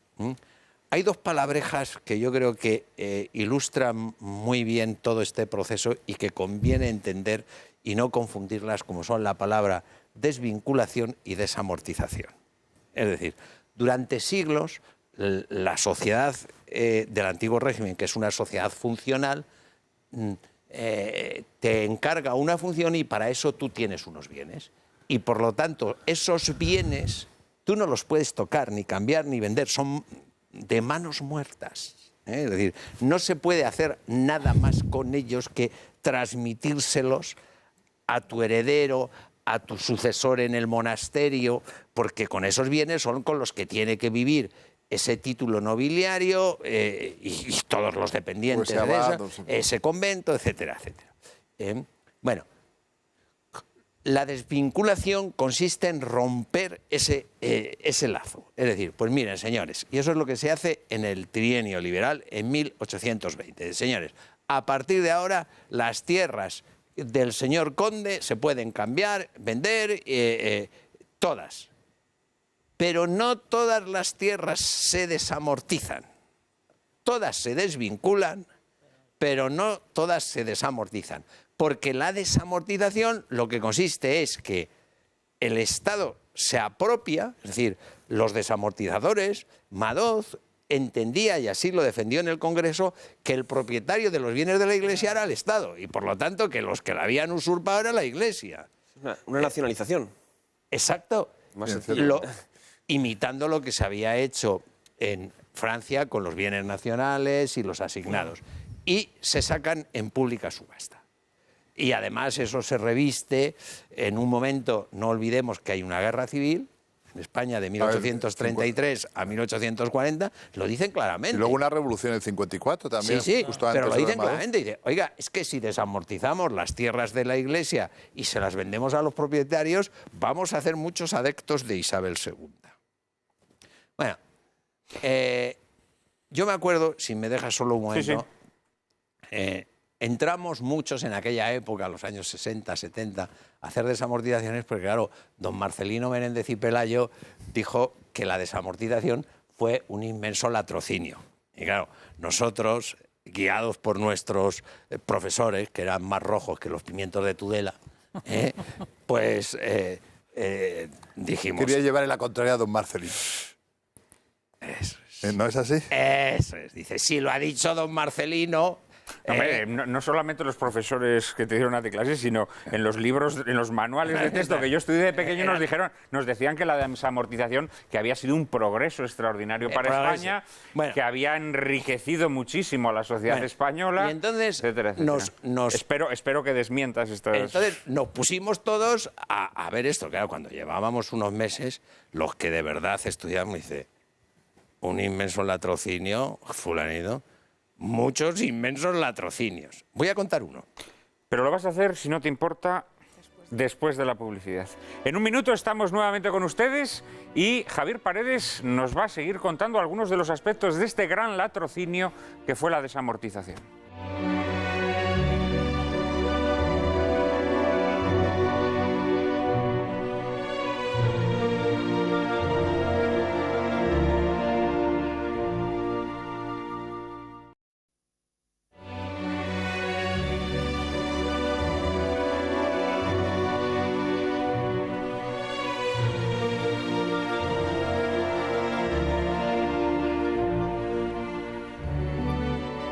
Estamos hablando de una de las grandes mentiras de la historia, la desamortización, que siempre se nos ha vendido como un culmen o una culminación en la historia del avance y del progreso de la historia española. Y Javier Paredes decía que nos iba a contar algunos de los algún aspecto curioso de este, definido así por Menéndez Pelayo, gran latrocinio. Bueno, pues los partidarios de la desamortización acusaban a las tierras de manos muertas del retraso de España. Por lo tanto, el día que eso se desamortice, pues se producirá la riqueza, porque España es inmensamente rica y ya verás tú aquí la que se va a organizar. Lo que no decían era que el Estado no tenía nada en las arcas. Y entonces, claro, el sistema era estupendo. O sea, tú le cogías las tierras a la Iglesia llegabas a la plaza pública, sacabas la primera tierra, a ver quién da más, y clink, clink, clink, clink, caja. O sea, cada tierra que tú subastabas, que no te costaba nada porque se la habías cogido pues a un convento o a una parroquia, pues hacías caja con ella. Claro, ¿qué es lo que ocurre? Pues que las tierras no es que produzcan lo mismo, es que a veces producen menos y sobre todo el régimen de los agricultores, a los que no se les revisaban los contratos desde tiempos inmemoriales, se endurece. Porque claro, el señor que compra tierras y que invierte quiere sacarle rendimiento. Son los plutócratas contra los que Catilina actuaba, precisamente. Y claro, les aprieta las tuercas y prueba de ello, tú fíjate qué casualidad, que el anarquismo en España es un fenómeno fundamentalmente agrario, no urbano. ¿Por qué? Pues porque los campesinos están muy enfadados con esos burgueses que han comprado tierras. ¿Y por qué compran tierras? Dice, porque son los que tienen dinero, pero el pobre aldeano que tiene una yunta de bueyes, ¿cómo va a ir a las subastas? Y más si no se subdividen. Ejemplo. Don Pascual Madoz, autor de La desamortización y biógrafo, que estaba empeñado en cargarse la Iglesia, de hecho es el promotor de la matanza de frailes en el año 35, al grito de que en el siglo de las luces son incompatibles los conventos. Después le salió una hija carmelita, después de morir. Eso suele ocurrir. O sea, fue la priora de Beas de Seguro. Bueno, pues Madoz, que era uno de los líderes del Partido Progresista, hace uno de los grandes negocios del siglo XIX con las quintas. Es decir, no había servicio, la mili obligatoria, te sorteaban. Y entonces él se inventa una cosa muy curiosa, estando en desacuerdo en el Congreso. En el Congreso él dice, señores, esto de las quintas, esto es para ricos, parece mentira, esto hay que acabar con ellos, hay que poner... Pero en el plan privado él hace una compañía de seguros, de manera que un matrimonio joven se casa, tiene el primer niño, va a la empresa de don Pascual Madoz, que estaba regida por honorables progresistas, se llamaba La Peninsular, y todos los meses pagaba su cuponcito. Para no ir a la mili. No, y a los 20 años, si al niño... Primero, si el niño vivía, se morían muchos. Que había mucha mortalidad infantil. Pero si le tocaba la mili a los 20 años, La Peninsular iba y le redimía. Dice, aquí está. Y en uno de los folletos yo me encuentro un anuncio para las madres. Dice, ¿y cómo pueden tener ustedes seguridad que dentro de 20 años los dineritos que ustedes me dan mes a mes van a estar en efectivo para liberar a su hijo? Dice, no se preocupe. Dice, los invertimos en solares y terrenos. Bueno, y el historiador, que tiene la obligación de ir a todos, se va al archivo de protocolos y dice, oye, ¿y si los solares y los terrenos de La Peninsular proceden de solares y terrenos desamortizados? Tal cual. La Peninsular, aquí en Madrid, de Madoz, a las Descalzas Reales aquí les quitó medio huerto. Digo les quitó, porque claro, el método de la subasta es que si tú estabas interesado en una tierra, tú ibas y decías, sáqueme a subasta esta tierra y póngale el precio fijo. Claro, si después no iba nadie a la subasta, tú te quedabas con esa tierra a la que prácticamente habías puesto tú el precio de salida. Bueno, la mayoría de los terrenos que compra La Peninsular de Pascual Madoz para asegurar las imposiciones son terrenos desamortizados en los que no ha habido ninguna puja, donde los compañeros de partido le han sacado las tierras y se ha forrado. O sea, eso es lo que don Marcelino... Latrocinio es una palabra muy es una palabra que describe pálidamente. O sea, esto de la desamortización como una expropiación de Rumasa, pero a lo bestia. Pero ¿no? vamos... Para enriquecerse los amiguetes de los que mandaban... Bueno, Oye, ¿no? las pobres descalzas reales a las que no les ha tocado en este país nadie un pelo. Llega el señor Madoz y le... Hombre, claro, es que es un huerto bien situado. O sea, medio huerto de las descalzas fue desamortizado. Fue desamortizado. Donde la casa de capellanes. Exacto. Y ahí Madoz te hace unas viviendas que las vende, especula con el ladrillo. O sea que...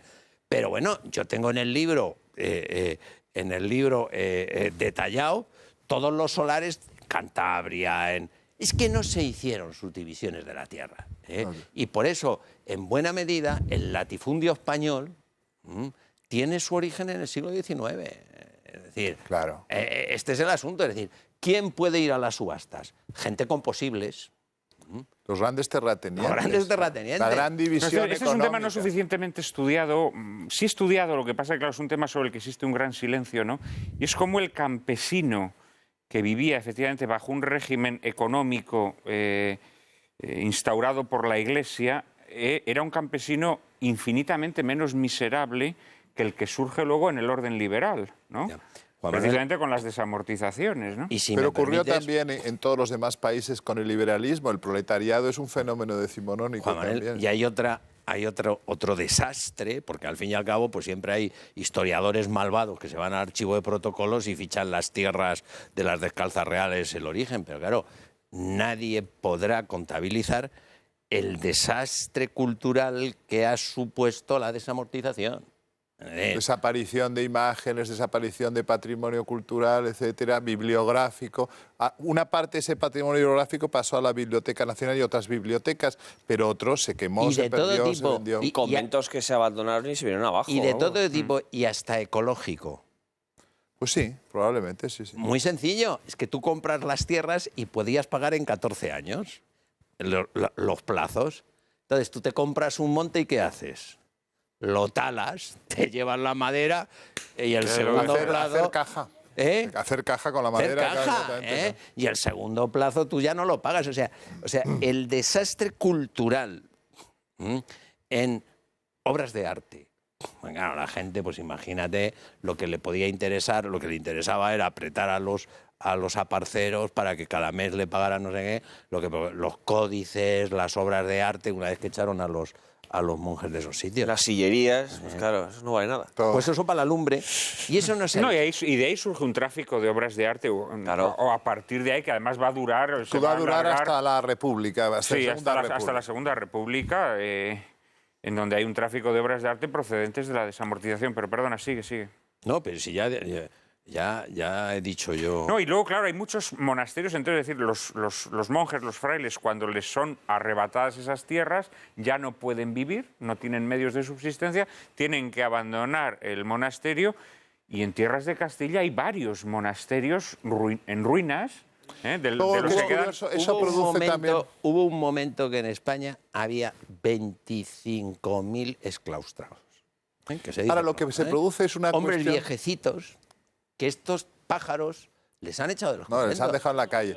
Pero No, lo que les han echado. o sea, No, les han hecho y sin se han quedado familia, en la calle. Pero lo curioso es que entonces surgen una serie de iniciativas pedagógicas por parte de la Iglesia que se construyen a partir de la segunda mitad del siglo XIX y el siglo XX entero y en lo que va de XXI, toda esa misión didáctica de la Iglesia, que es muy interesante también, quizás sea otro de los efectos rebote de la... Esa es una iniciativa de Pío IX, ¿eh? Pío IX, ya claro. Pío IX, por supuesto que es un papa al que hay que... A ese sí que le han echado. Es un papa grandioso. Por Hombre, eso le tienen tanto pero, odio. hombre, es que mira... Los enemigos de la fe. Pero mira, Juan Manuel, en 1840... Ese sí que era bueno, En Pío mil- IX.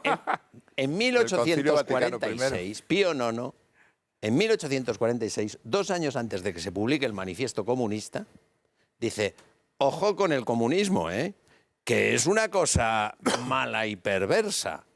Y claro, condena también el liberalismo. Y claro, fíjate el siglo XX, dominado por la intelectualidad marxista, pues no le podían ni ver. Y es uno de los grandes personajes históricos. Pues Pío IX da instrucción incluso a algunas órdenes religiosas femeninas, como son las concepcionistas franciscanas, para que pongan colegios para las niñas pobres. Y las concepcionistas franciscanas en España ponen colegios para niñas pobres. Siguiendo, vamos, yo, una que tengo documentado, siguiendo esa instrucción de Pío IX, que coincide con esa fecha que tú dices, porque Pío IX es papa desde el año 40 y... Hasta el 70, por ahí. Son Después de 33 San Pedro, años. si no me equivoco, el papado más largo Hasta de el la historia. 79. Sí. Sí, Pero 76. es curiosa la Y paradoja. se diluyen los estados pontificios Exacto. con su... Es curiosa la paradoja que el Estado liberal necesita apropiarse de los bienes de la Iglesia en España para intentar conformarse, para intentar sobrevivir, para ganar la guerra carlista, también para forrarse los bolsillos los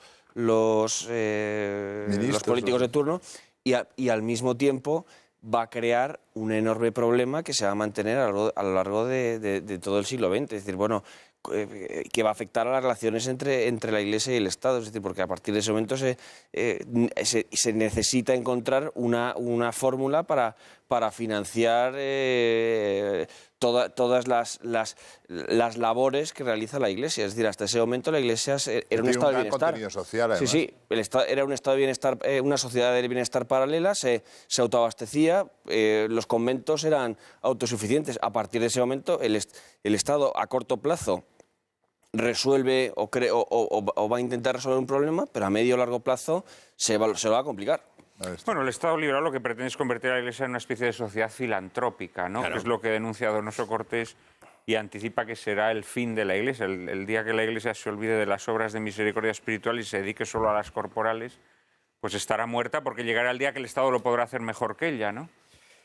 Habría que leer más a Pío IX, querido Javier, ¿no? Desde aquí, desde este programa, recomendamos la lectura del Silabus, por ejemplo. Pues le podemos dedicar un programa. Podríamos dedicarle un programa a Pío IX. Con todo el tema, la unificación italiana... Extraordinario personaje. interesantísimo, Pero aquí toda la tenemos que postura que dejar, tiene con queridos Cavour. amigos, no podemos ahora meternos en Pío IX, más allá de recomendar a nuestros espectadores que lean sus encíclicas, que lean su magisterio pontificio.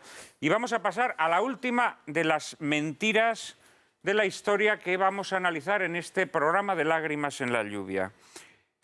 ¿Fue la Segunda República ese paraíso de la democracia del que siempre se nos habla? María Cárcava nos introduce en el asunto. Conocemos como Segunda República el periodo de la historia de España que comenzaba en abril de 1931 con el exilio voluntario de Alfonso XIII y finalizaba con el trágico estallido de la Guerra Civil.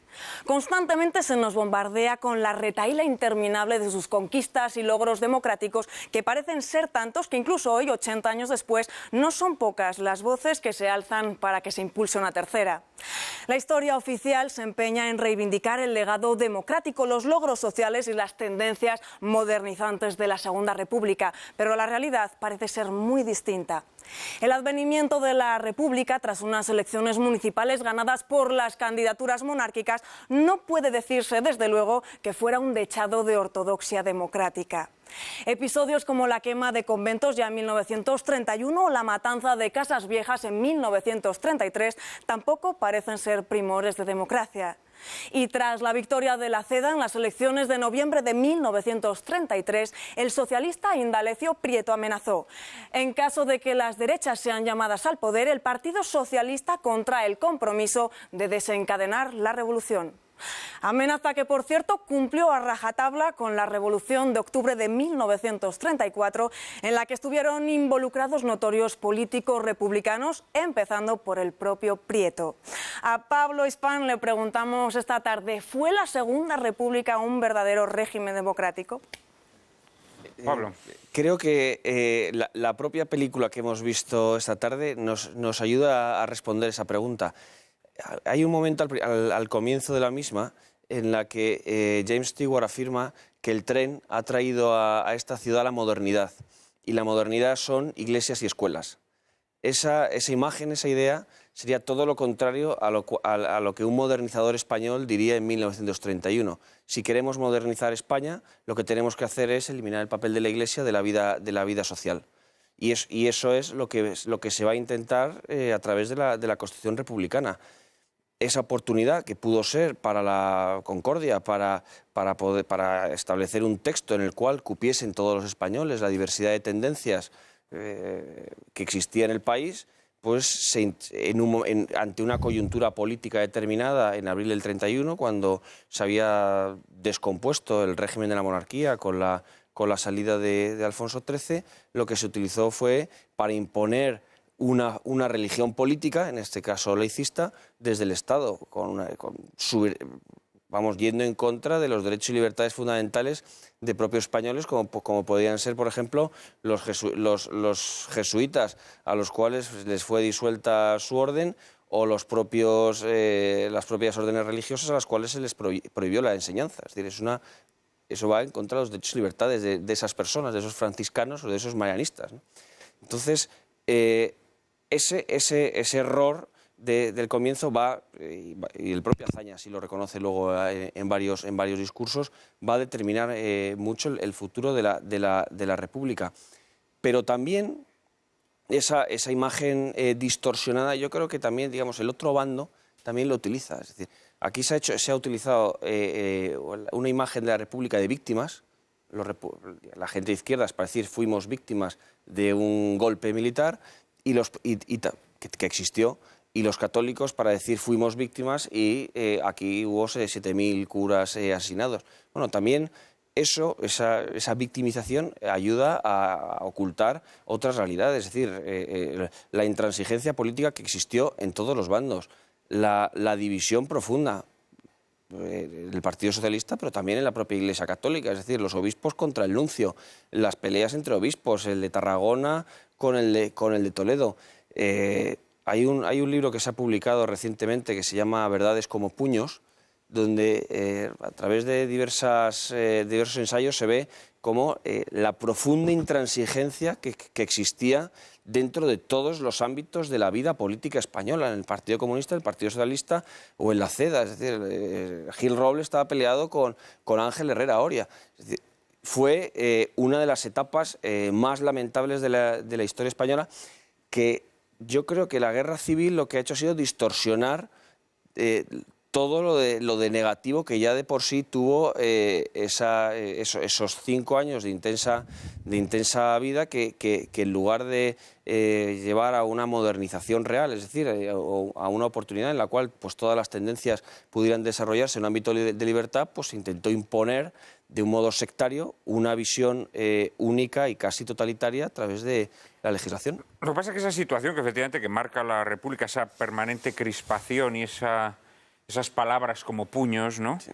Claro, obedecen al principio de acción-reacción, es decir, lo que es evidente es que hay una serie de políticos republicanos que son los que toman el poder en el año 31, que tienen un proyecto para España, un proyecto que nada tiene que ver con las aspiraciones ni deseos del pueblo español, ¿no?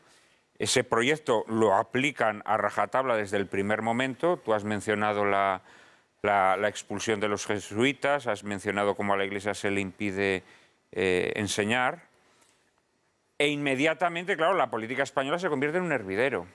Pero es una reacción a una actitud,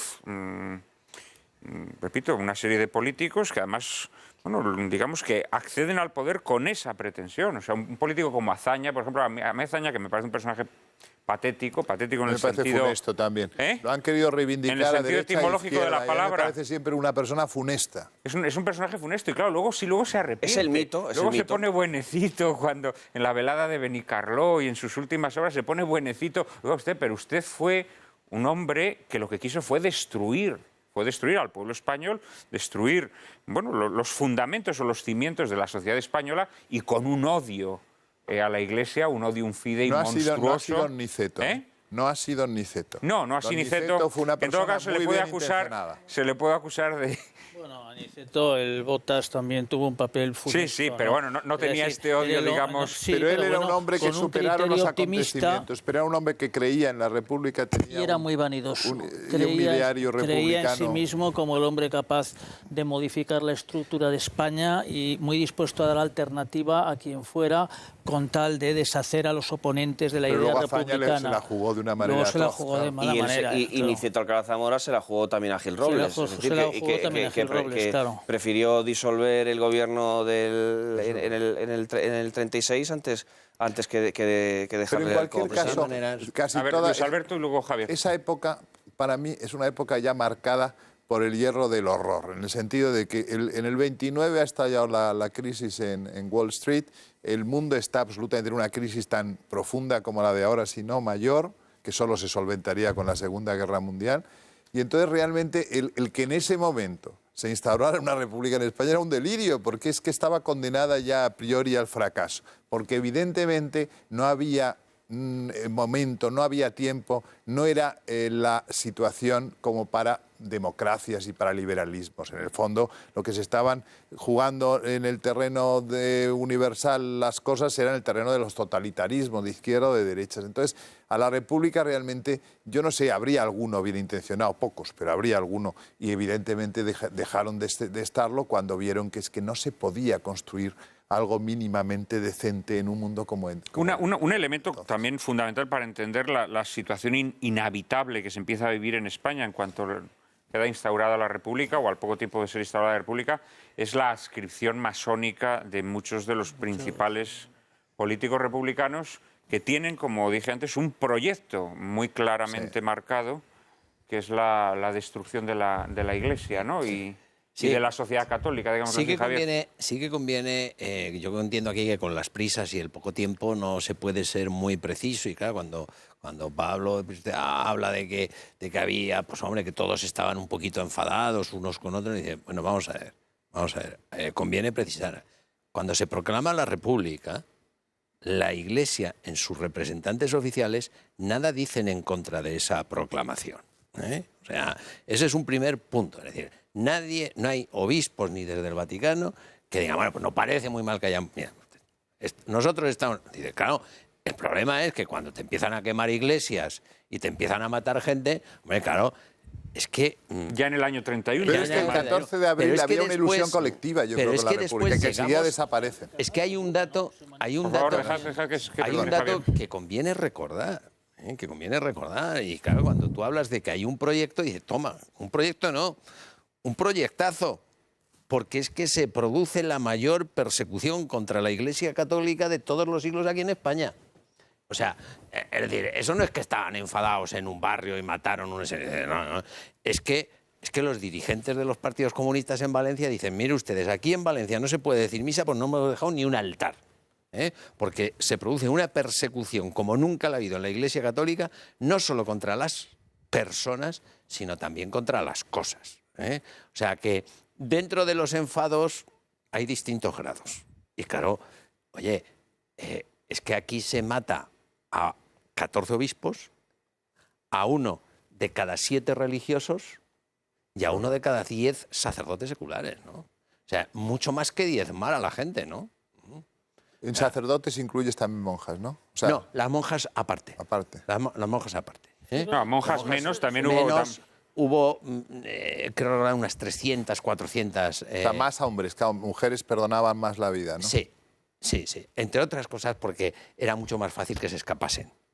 Porque eran menos conocidas, estaban en los conventos de clausura, tú te ibas y nadie las conocía a la cara, pero claro, al cura del pueblo le conocía a todo el mundo. Claro. Y además llevaba la tonsura. No, hombre, y porque fíjate, pese a todo, pese a aquellas hordas sedientas de sangre, en el fondo de sus entrañas, muy en el fondo de sus entrañas, en ese fondo que quedó resguardado de la destrucción que estas ideologías causaron en esas almas, eran españoles, y el español tiene cierta gallardía hacia la mujer, ¿no? Eso es verdad, tiene razón. Tiene cierta gallardía hacia la mujer, que hoy en día eso lo llaman machismo, ¿no? Sí, es verdad. A la cortesía que el hombre debe a la mujer la llaman machismo, pero indudablemente eso salvó a muchas monjas. Sí. Eso salvó a muchas monjas. Excepto esa cortesía, excepto en la JMJ, cuando se metían aquellos individuos desaforados. Bueno, pero es que también son alimañas que han sido arrasadas por las ideologías, ¿no? Andrés, querías hablar. La Segunda República, lo que pasa es que tuvo una pretensión tremebunda, que fue la de concebir el Estado español en unos términos de sociedad laica. Es decir, decidió hacer de alguna manera tabla rasa sistemáticamente de lo que era la realidad española, que era una realidad fundamentalmente creyente, la de los españoles. Es verdad que sometida a lo largo del siglo XIX y la primera tercio del siglo XX de una enorme presión externa e interna tendente a quebrar los fundamentos de esa sociedad religiosa. Y en ese momento crítico, la Segunda República se hizo un planteamiento laicista radical, que va a tener unas pésimas consecuencias porque va a operar con unos principios ideológicos que van a ser ajenos al cristianismo, con un criterio laico agresivo y que va a hacerlo oponiéndose a lo que eran las bases efectivas reales de la sociedad, en virtud de una vocación de ingeniería política y social verdaderamente desaforada en el fondo, aunque se quisiera presentar de esa manera. El país estaba, en buena parte de él, cansado ante lo que había sido la historia del primer tercio del siglo XX español y finalmente pues va a asumir aquel proyecto de la República con un entusiasmo que en el fondo no era más que un entusiasmo epidérmico, no fue finalmente un entusiasmo radical, ¿no? Y eso va a dar lugar a una polémica tremenda en la que se pretendió en el fondo la descristianización de España y va finalmente a provocar unas reacciones que terminaron siendo pues muy intensas y dieron paso a una situación límite en la que los dos contendientes tenían planteamientos sencillamente muy distintos. Es verdad que había posiciones que pretendían ser superadoras, intermedias, como era la CEDA, etcétera, que pretendieron asumir el hecho republicano, pero el republicanismo estaba cuajada de una voluntad laicista, ¿no? Que era el espíritu de hazaña, que era el espíritu de las izquierdas. Y ese espíritu y esa vocación va a chocar frontalmente con lo que los españoles querían. Como ha dicho Luis Alberto, en el peor momento posible de todo el siglo XX, es decir, Claro. justo después del crack del 29, en un momento de auge de los totalitarismos, se intenta imponer un proceso modernizador de corte laicista, es decir, modernizar no digo en el sentido positivo, sino creían que cómo se modernizaba la sociedad española, no con iglesias y escuelas, sino eliminando a la Iglesia católica de cualquier aspecto de la vida social, ¿no? Entonces, eso va, además de lo injusto que es, lo que va a hacer es levantar una profunda reacción.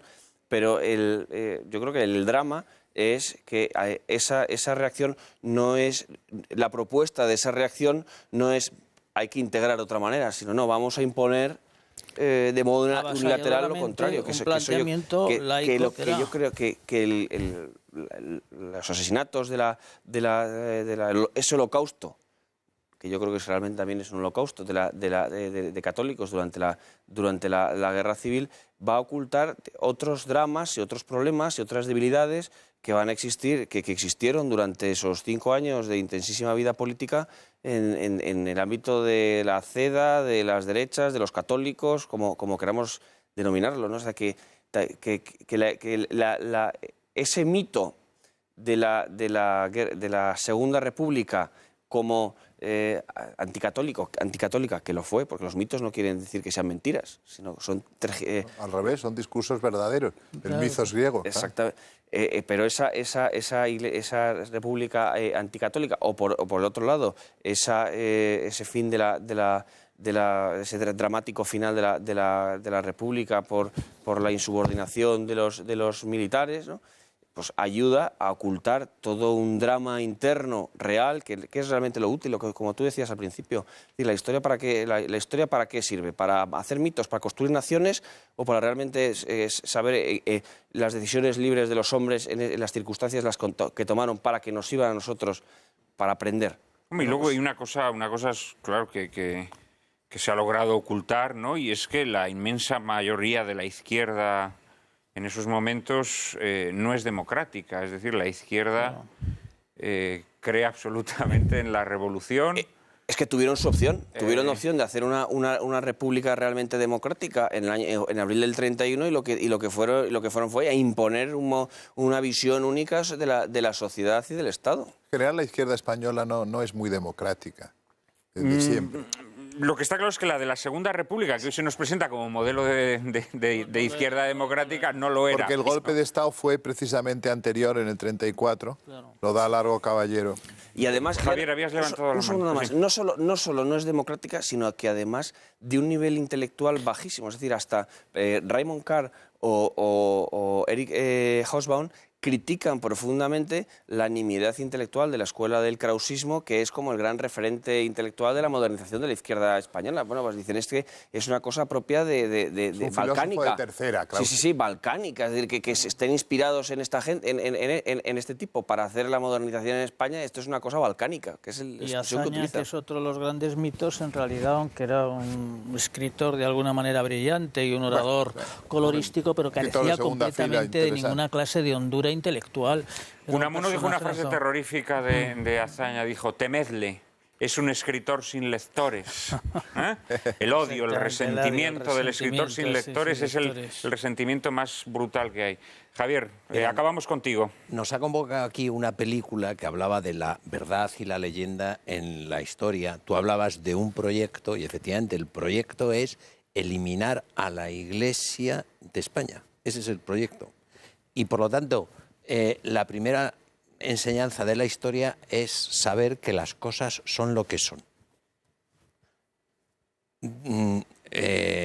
Congreso de los Diputados, 2 años después de que en una noche se maten en España 80 frailes, el 18 de julio de 1835. Bueno, dos años después dice lo siguiente un diputado: un gobierno previsor debió haber conocido que la permanencia de los frailes en los conventos era un anacronismo, una cosa incompatible con las luces del siglo.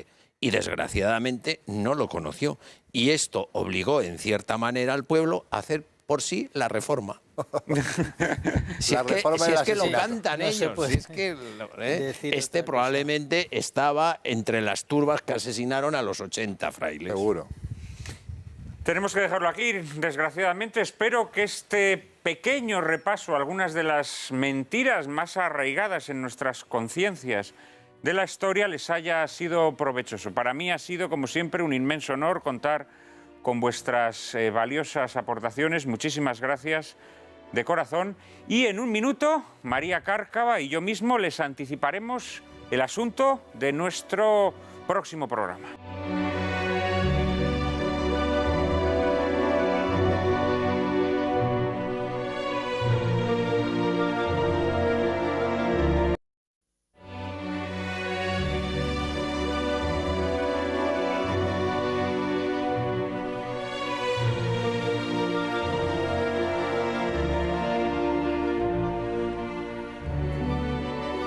Pues en esta primera entrega de Lágrimas en la lluvia hemos tratado de acercarnos a algunas de las mentiras más sonadas de la historia. Para el segundo, que se emitirá el 11 de septiembre, coincidiendo con la Diada, hemos preparado un programa dedicado a Cataluña en el que tendremos ocasión de analizar a la luz de la historia algunas de las reivindicaciones del nacionalismo catalán. E ilustraremos nuestro coloquio con Companys, Proceso a Cataluña, película dirigida en 1979 por Josep Maria Forn y protagonizada, entre otros, por Luis Iriondo, Agustín González y Xavier Elorriaga, en la que se narran en torno militante las circunstancias que precedieron al fusilamiento de Lluís Companys, líder de Esquerra Republicana de Cataluña y presidente de la Generalitat de Cataluña en tiempos de la Segunda República.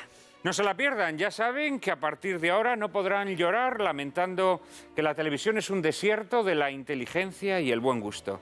Ahora ya pueden refrescarse en el oasis que les brinda Lágrimas en la lluvia. Todos los domingos a las 4 de la tarde, aquí, en Intereconomía Televisión.